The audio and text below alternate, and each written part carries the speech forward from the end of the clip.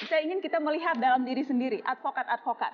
Organisasi profesi apakah sudah cukup punya gigi untuk menindak advokat-advokat teman-teman Anda yang jelas-jelas melanggar kode etik, jelas-jelas menyuap? Kalau melanggar memang langsung dipecat. Kalau saya merekomendasikan ya kepada organisasi, ketika ada seorang anggota atau ada seorang advokat yang melakukan suap, pecat. Ya, pecat. Pecat organisasi ini kemudian biasanya pindah ke organisasi advokat yang lain. Itu yang kita makanya tidak boleh multibar, harus single bar. Sekarang saja bukan lagi multi, bahkan satu peradi pun ketuanya mengaku ada 3. Iya. Jadi agak susah juga nih advokat kalau tidak bisa diurus. Mengurus diri sendiri tidak bisa, agak susah itu. Karena itu saya usulkan, berkali-kali saya usulkan, termasuk juga ke DPR. Siapa yang menjadi ketua peradi dan sekjen maupun bendahara maupun dewan kehormatan harus nonaktif, terima gaji. Kita peradi punya uang. Tapi bisakah berharap pada organisasi profesi kalau pengacara mau diurus, pengacara mau dianggap profesinya sebagai profesi yang mulia, bisakah kita berharap organisasi profesi bisa membina melakukan itu? Masih bisa berharap. Kita masih berjuang ini karena karena saling iri ya. Kalau jadi ketua ini seolah-olah nanti bisa deketin hakim-hakim, dapetin itu untuk perkaranya. Jadi harus semua. Hakim, kalaupun ada advokat yang nyuap kalau dia menolak, tidak terjadi suap. Sebaliknya, hakim kalaupun dia minta, kalau advokat tidak mau menyuap, tidak akan terjadi.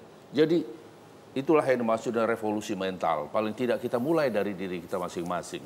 Itu, kita menjadi teladan masing-masing dulu. Jangan terlalu berharap dengan sistem.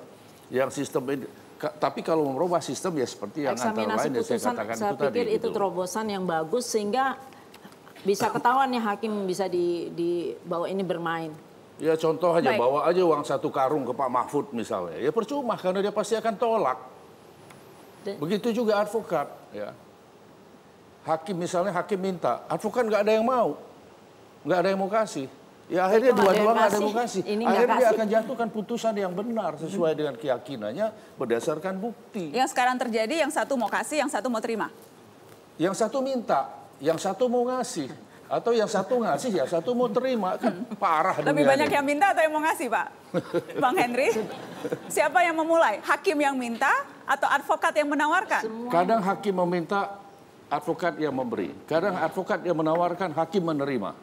Jadi saya nggak mengatakan bahwa hakim atau advokat, enggak. Semua sama joroknya, tapi masih oknum-oknum. Ketika ditanya, masih adakah hakim yang bersih? Masih banyak. Tapi mungkin masih lebih banyak yang nggak bersih dibandingkan yang bersih. Oh, masih lebih banyak yang nggak bersih? Bisa begitu. Berapa persen kalau menurut pengamatan Anda? 30 tahun jadi lawyer. Lebih dari separuh lah yang nggak bersih. Lebih separuh nggak bersih? Lebih dari separuh yang nggak bersih. Bu Elsa? Kalau saya melihat ini berani nih karena anggota DPR. Lebih dari separuh hakim tidak bersih. Saya nggak bisa presentasi soalnya nggak pernah menghitung ya, tapi kalau saya melihat ya kurang lebih aja deh. Nggak tahu. Kalau tadi hakim presentasi kan mesti dihitung. Advokat lebih banyak yang bersih atau yang tidak bersih, Bu Elsa? Advokat? Saya lihat anak saya saya kan di Makarim ya. Anak saya kan tidak di kantor saya, di Makarim mereka tidak mengenal itu. Karena dan dilarang karena jadi kan advokat lebih banyak yang bersih, hakim lebih banyak nggak bersih. Saya nggak bilang begitu. Saya tidak bilang gitu. Semuanya sama ya. Hakim juga, jaksa juga begitu. Tergantung dari mananya. Ya. Tapi paling tidak kita menjadi kalau kita advokat jadilah advokat yang bersih. Kalau persentase ya. Bang Henry, saya mau minta komentar. Apakah memang ada kecenderungan sekarang pasar lebih menghargai atau lebih memilih mereka-mereka yang diketahui punya kemungkinan menang lebih besar karena punya akses ke hakim, punya akses ke panitera dibandingkan advokat-advokat yang memang hanya mengandalkan logika dan argumen hukum saja? Pasar lebih menghargai advokat yang bisa main perkara? Nampaknya begitu karena ada kecenderungan orang yang penting menang dengan menghalalkan berbagai cara, dengan merebut dan merampas hak orang lain. Ada kecenderungan seperti itu. Tapi saya mengajak pada teman-teman advokat yang lain, jangan karena ada kecenderungan publik untuk menggunakan jasa advokat yang jorok, maka kalian harus ikut jorok. Tidak. Alhamdulillah 37 tahun saya tidak pernah jorok, ya alhamdulillah saya masih bisa seperti ini. Gitu. Mbak Elsa? Iya. Klien memang pengusaha-pengusaha besar memang suka mencari klien yang memang punya kedekatan dengan pejabat-pejabat peradilan. Termasuk pengacara? Iya, tetapi saya ini terkenal dengan pengacara yang berjuang terus. Jadi pasarnya beda. Pasarnya saya selalu adalah perjuangan, karena saya pikir uang tuh kalau yang kayak begitu-gitu pertama berbahaya. Kemudian totalnya kita yang hitam jadi putih, putih jadi hitam, itu jadi merusak diri kita. Saya ingin nanti meninggal pun dengan nama yang baik.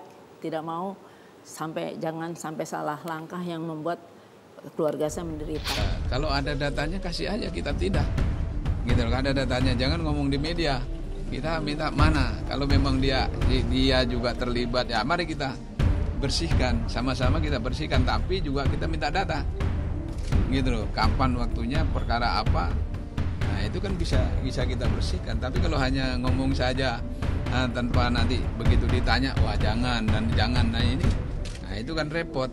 Jaksa Agung sudah menyampaikan penyimpangan atau perbuatan yang melanggar etika, bahkan melanggar pidana bagi jaksa maupun bagi kejaksaan, zero tolerance oleh Jaksa Agung. Sekarang kami terbuka aja. Kalau memang ada wacana itu, jangan digulirkan tanpa bukti.